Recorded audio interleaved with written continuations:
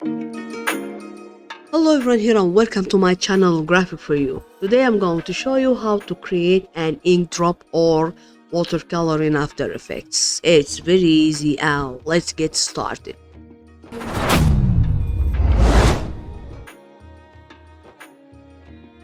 First create a new composition and I'll call it Watercolor.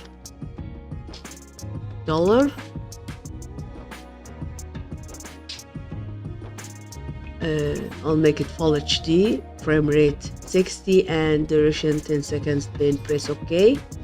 Go to layer, new solid, and I'll call it turbulent displace, and I'll change this color to white, then hit OK. Okay, now I'll go to effects and presets and type turbulent displace, double click or drag and drop.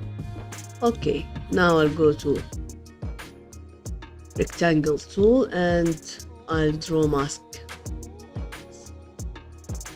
Okay, now make sure that you are on the first frame, open mask and mask path, keyframe, move you forward, maybe 6 seconds,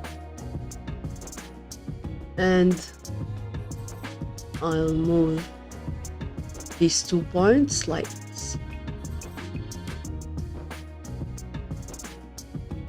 and see.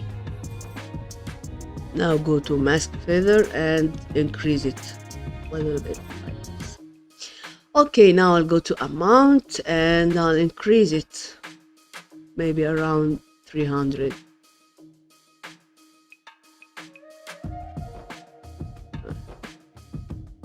And size I'll decrease it also around 30, and now I'll go to complexity and I'll increase it like this and see.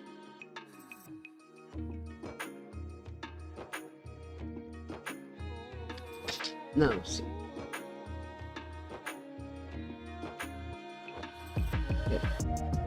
It's not bad. Okay, this is our tutorial today, so if you like it, don't forget to like, share and subscribe, and goodbye.